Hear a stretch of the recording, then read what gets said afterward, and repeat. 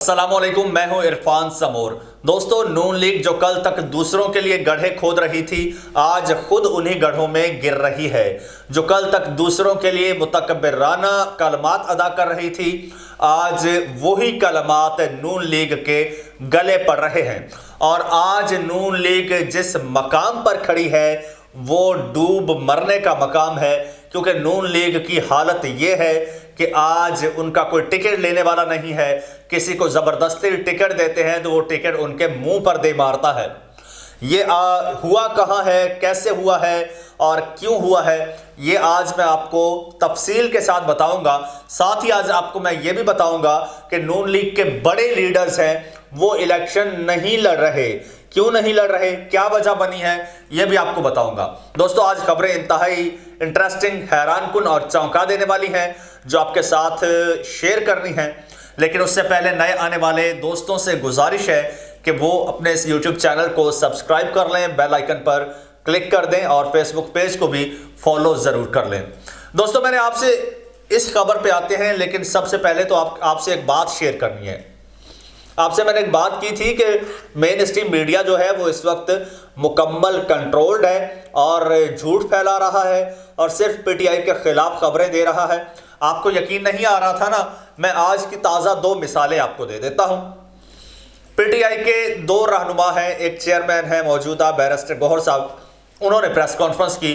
फिर थोड़ी देर बाद किसी और टॉपिक पर पीटीआई के सीनियर नायब सदर हैं शेर अफजल मरवत साहब, उन्होंने प्रेस कॉन्फ्रेंस की। तो दोनों का कॉन्टेक्स्ट डिफरेंट था। तो मीडिया ने ये तासुर दिया, मीडिया ने बाकायदा खबरें चलाई और फैलाई कि पीटीआई में दरारें पड़ चुकी हैं, शेर अफजल मरवत और बैरिस्टर गौहर में इख्तलाफ हो चुका है, पीटीआई के धड़े हो चुके हैं, पीटीआई टूट चुकी है।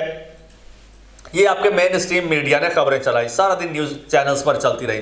फिर इमरान खान ने आज कहा है कि ये जो कुछ इलेक्शन कमीशन कर रहा है वो मुसलसल आइन शिकनी, इलेक्शन कमीशन और उसके चंद दीगर मेंबरान पर आर्टिकल 6 लगेगा और अगर हम हुकूमत में आएंगे तो हम इन पर आर्टिकल 6 लगाएंगे। आर्टिकल 6 तो ही लगेगा ना, अगर आर्टिकल 6 बनता हुआ वो मुर्तकिब हुए, नहीं तो कानून के मुताबिक कार्रवाई होगी।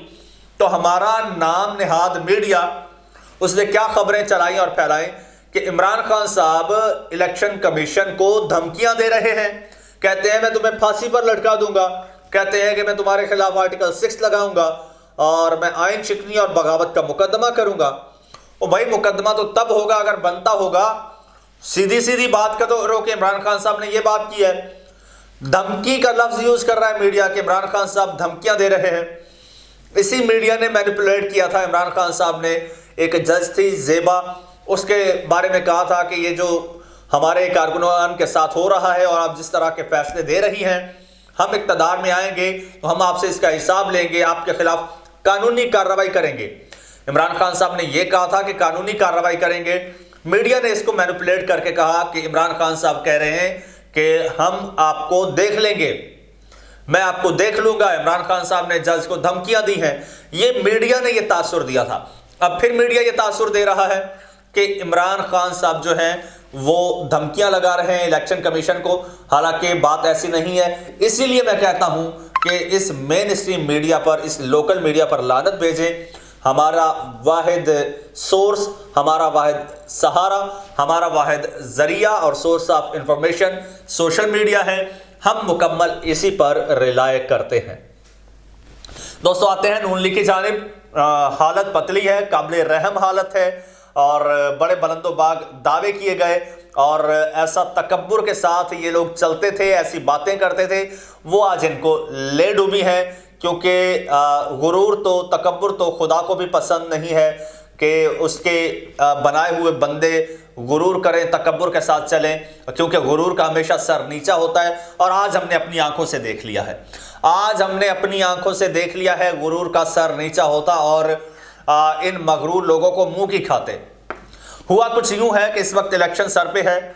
इलेक्शन से पहले नून लीग वाले बड़े तकब्बुर के साथ कहते थे कि पीटीआई का कोई टिकट लेने वाला नहीं होगा, पीटीआई टूट चुकी, खत्म हो चुकी।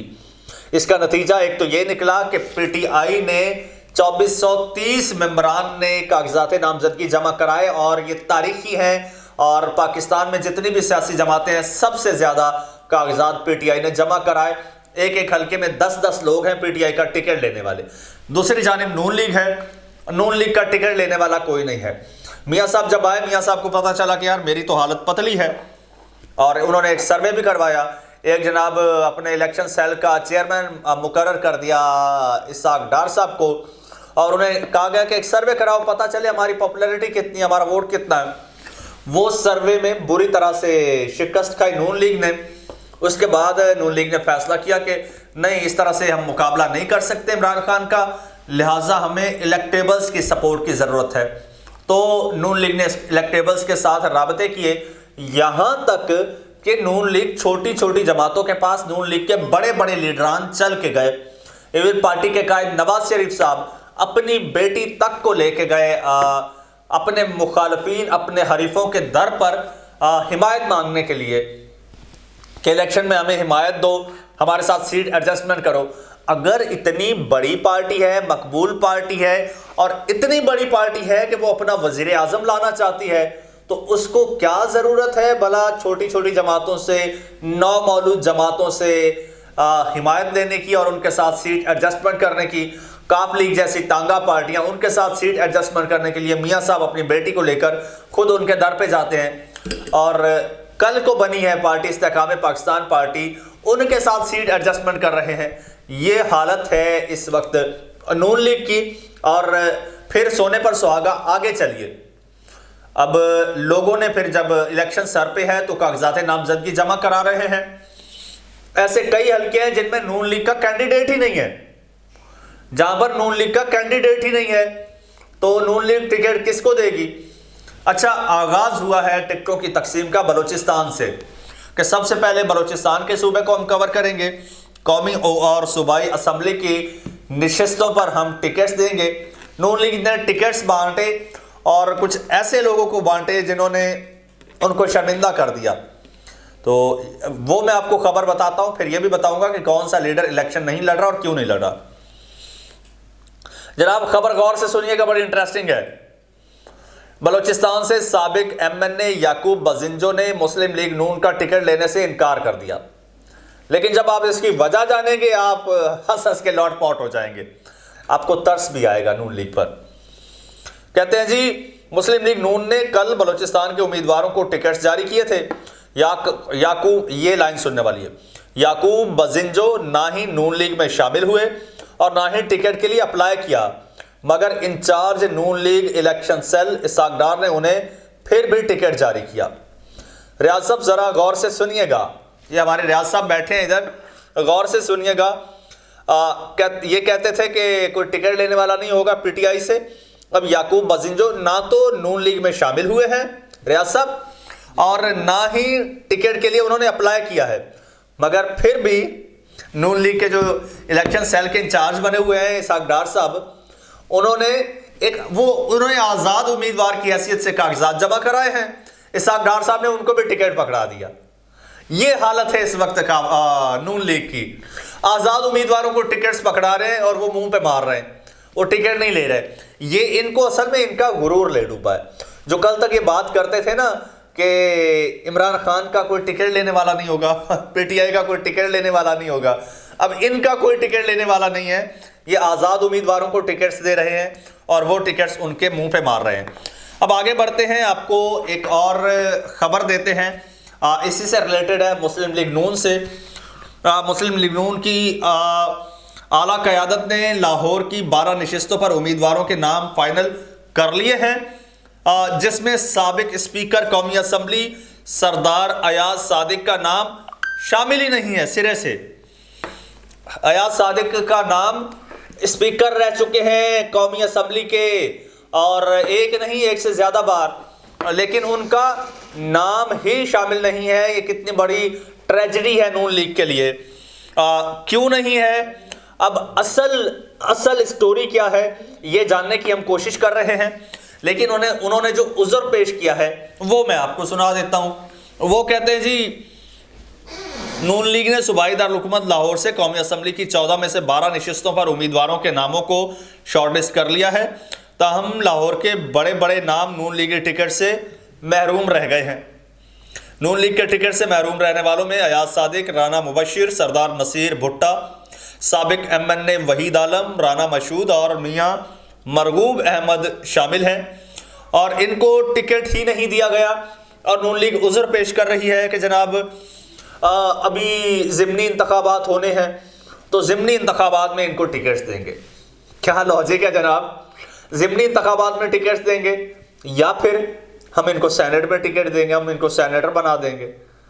यार कोई अकल काम करती है कि हमेशा बड़े घोड़े लोग जो है वो रेस में उतारते हैं, लेकिन और ऐसे में जब इनकी अपनी हालत इतनी पतली है कि इनको छोटी छोटी जमातों की हिमायत की ज़रूरत पड़ रही है, उनके साथ सीट एडजस्टमेंट कर रहे हैं, दूसरी जानिब ये बड़े बड़े नाम टिकट्स नहीं ले रहे या इन्होंने अप्लाई नहीं किया। असल वजह क्या है हुजूर, मैं आपको बताता हूँ।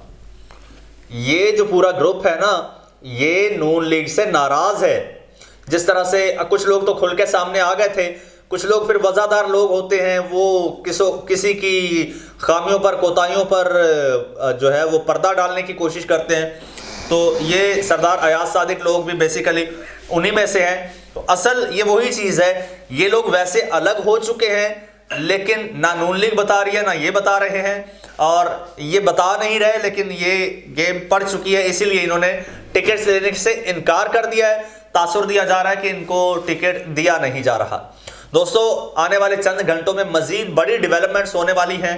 तमाम डेवलपमेंट्स आपके साथ शेयर करेंगे। उसके लिए चैनल को सब्सक्राइब कर लीजिए, बेल आइकन पर क्लिक कर दीजिए और मुझे इजाज़त दीजिए। अल्लाह हाफिज़।